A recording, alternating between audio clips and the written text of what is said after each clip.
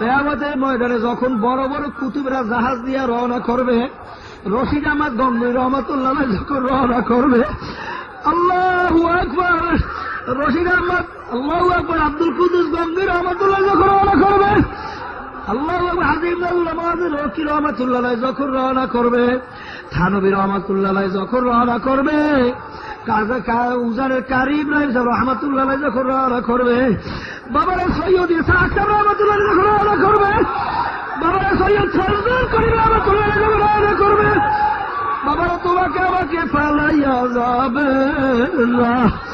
আর যখন নাকি ডাকবে যে আল্লাহর বান্দা বান্দিরা, তাদেরকে আমরা বললে আসি বাবারা এইভাবে এইভাবে চললো, ঔষধ ছাড়ে নাই।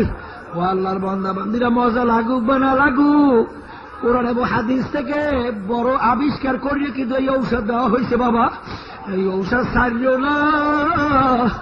যদি ঠিক মতো ঔষধ পালন করতে পারো, আল্লাহর ফজল করমে দেখবা কেমনে দিন আর দিন দেল নেকের দিকে ঝুঁকতে আছে, গুনার দিকে ফেরতে আছে। আর আজকে এরকম ভাবে বাবারে 5 ঔষধ ছাড়িও না, 5 ঔষধ ছাড়িও না, হিংসা বিদ্বেষ ছাড়িয়ে দাও, মোজাহিদ কমিটি বেঁধে আমি সদস্য সেক্রেটারি ছাড়িয়ে দাও, মাওলার পাগল হইয়া কবর। আল্লাহ, কবরে কিন্তু কোন সেক্রেটারির পরিচয় চলবে না, কোন পিরিসপিরের পরিচয় চলবে না, কোন মাতব্বরের পরিচয় চলবে না, কে ধনী কে গরিব এই পরিচয় চলবে না। বাবারে, আল্লাহ হাবিব মুহাম্মদুর রাসূলুল্লাহ সাল্লাল্লাহু আলাইহি ওয়াসাল্লাম তার কলিজা টুকরা সন্তান ফাতেমা রাদিয়াল্লাহু তাআলা আনহাকে লক্ষ্য করে বলতেছেন, ইয়া ফাতেমা আনকিজি নাফসাকি মিনান নার। ও ফাতেমা, দুনিয়ায় থাকা অবস্থায় নিজে আমল করে জাহান্নামের আগুন থেকে বাঁচিয়া, ও ফাতেমা এরপর কবরে যাইয়া শুইও। ও ফাতেমা, যদি কবরে এই পরিচয় দাও আমি আখিরি জামানার নবীর মেয়ে। ও ফাতেমা, এই পরিচয় কোনো কাজ হবে না। আমার ভাইরা, আমার বাবারা, আল্লাহর রাসূল যদি তার মেয়ের ব্যাপারে কবরে নাজাতের কোনো গ্যারান্টি দিতে না পারে, তুমি আর আমি কোন আশায় কোন ভরসায় জীবনও শেষ করতে আসি? বাবারে, কোন পীরে কাজ হবে না, কোন দলে কাজ হবে না, কোন মুফতি মুহাদ্দিস পীরের পরিচয় চলবে না। বাবারে, ফাতেমা রাদিয়াল্লাহু তাআলা আনহা ইন্তেকালের পরে কবরে রাখার পরে আবু যার গিফারি রাদিয়াল্লাহু তাআলা আনহু কবরকে লক্ষ্য করে বলতে যাও, কবরে মাটি সাবধান, বেয়াদবি করিও না। তোমার গর্বে কাকে রাখছি জানো? হযরত হাসান হুসাইন রাদিয়াল্লাহু তাআলা আনহুমার আম্মাজানকে রাখলাম। শেরে খোদা আলী কারামাল্লাহু ওয়াজহুর স্ত্রীকে তোমার গর্বে রাখলাম। ও কবরে মাটি সাবধান, বেয়াদবি করিও না। আল্লাহর হাবিবের কলিজার টুকরা সন্তান তোমার গর্বে রাখলাম। কবরে মাটির জবান খুলিয়া গেছে। কবর মাটি ডাক দিয়ে বলো, ও আবু যার গিফারি,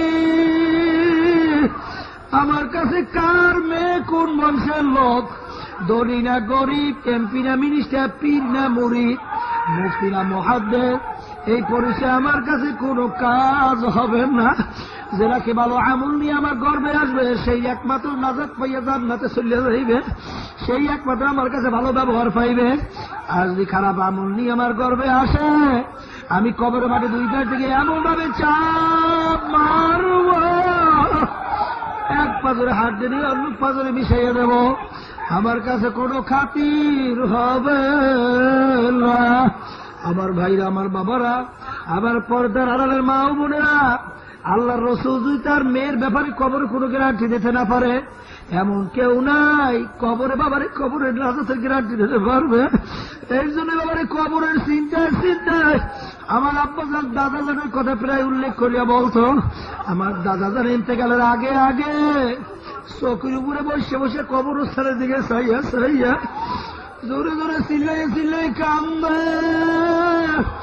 আর জোরে জোরে ডাক দিয়া দিয়া বলে, ওরে আমার মাওলা রে, ওরে আমার মাসুক রে, তুমি যদি আমাকে মাফ নাই করো, ওই অন্ধকার কবরে আমি একা কেমনে থাকবো রে। বাবারে, যাদের জীবনটা মাওলার রাস্তায় কাটাইয়া দিয়েছে তবুও মনে মানে না, তুমি আর আমি কোন আনন্দে জীবনটা কাটাইয়া কোন জায়গায় রওনা করছো রে পথিকের দলেরা, ও মুসাফিরের দলেরা, কি সামান নিয়ে রওনা করছো? বাবার আমার আব্বা যারা অনেক সময় অন্ধকারে ফজরের সময় নামাজ পড়তে যখন রওনা করতো, হঠাৎ জোরে চিল্লাইয়া উঠত, দরজা খুললে দেখা গেল আব্বাজান নামাজ পড়তে যায়, সিঁড়ি দিয়া নামে আর ঘুন ঘুন ঘুন ঘুন ঘুরে কান্দে। বাবারে যাদের জীবনটা মাওলার রাস্তায় কাটাইয়া দিয়েছে তবুও মনে মানেন না। তুমি আর আমি কোন আনন্দের জীবন শেষ করলাম।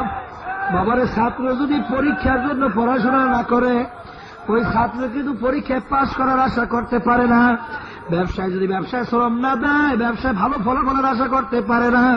কৃষক যদি কৃষির সময় না দেয়, কৃষি ফল ভালো পাওয়ার আশা করতে পারে না। বাবার আখিরাতের মামলায় যদি দুনিয়াতে শ্রম না দাও, ওই আখিরাতের মামলায় কিন্তু ভালো ফলাফলের আশা করা যায় না। এই জন্য বাবারে আর আমার আব্বাদার প্রায় বলতো, বাবারে পায়েও ধরছি হাতেও ধরছি, বাবারে এখনো ফেরো, বাবারে এখনো ফেরো। আমরা তোমাদের পিছনে এত কেন চিল্লাই রে বাবা? একটা 2 বছর 2.5 বছরের বাচ্চা বাবারে পানির ঘাটলায় যাইয়া পেয়ালা নিয়ে পানি নিয়ে খেলা করতে আসে। পানির খেলার মজা পাইয়া বাচ্চা খটখট খটখট করিয়া হাসে। ঘাটলে আর কোন লোক নাই। যখন একজন এক বুঝদার মানুষ ঘাটলার পাশ থেকে রওনা করে, দেখে একটা ছোট বাচ্চা একা, ঘাটলায় আর কোন লোক নাই, পানির খেলার মজা পাইয়া খটখট খটখট করে হাসে। বুঝদার মানুষ দেখার সঙ্গে সঙ্গে জিহ্বায় কামড় দিয়ে দৌড় দিয়ে যায়, বাচ্চাকে ধরে।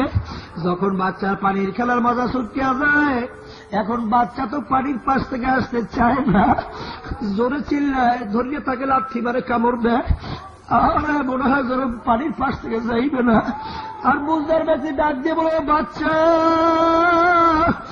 বাবারে তুমি তো বুঝো না, পানির খেলার মজা পাইয়া পানির পাশ থেকে যাইতে চাও না, কিন্তু বাবার এই পানি দিয়ে খেলা করতে করতে করতে করতে খোদা না কাছে যদি একটু ঘুরাইয়া পানির মধ্যে পড়িয়া যাও, আর তো বাবারে কোনদিন আর উঠবা।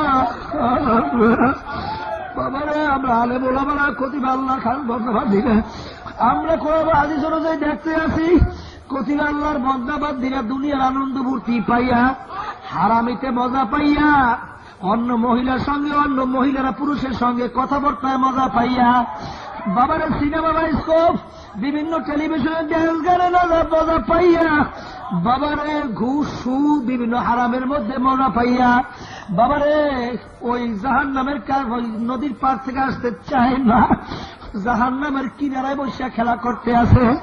আহারে মাওলার হুকুম অনুযায়ী আজরাইল আলাইহিস সালাতু হাত পেতে পিছনে দাঁড়াইয়া রয়েছে, কখন হুকুম হইবে আর খপ করিয়া ধরিয়া বসবে। বাবার এই অবস্থায় যদি ধরিয়া বসে, বাবার আর তো কোনদিন আর উঠবান না। বাবারে এখনো কি মন কেন বোঝে না? ওরে মন, দুনিয়ায় ছিলাম না, এখন আছি, আবার থাকবো না। আমার মাওলা কত বড় কুদরতের মাওলা। বাবারে একটু চিন্তা করে তারপর মাওলার কবরে গিয়ে শুয়ে, কারণ বাবারে একবার যদি সজ্ঞা বসে আর দ্বিতীয়বার আসিয়া জিতবার কিন্তু আর আসার নাই। ওসমান গনি রাদিয়াল্লাহু তাআলা আনহু যখন কবর দেখতে এরকম ভাবে আউ করে জোরে চিল্লানি শুরু করত, লোকেরা বলে, হুজুর আপনি কবর দেখতে এরকম কেন অস্থির হইয়া যান? তখন তিনি কান্দার বলে, ও আমার সঙ্গীরা, আখিরাতের যেই কটা ঘাঁটি আছে তার প্রথম নাম্বার ঘাঁটি হইল কবর।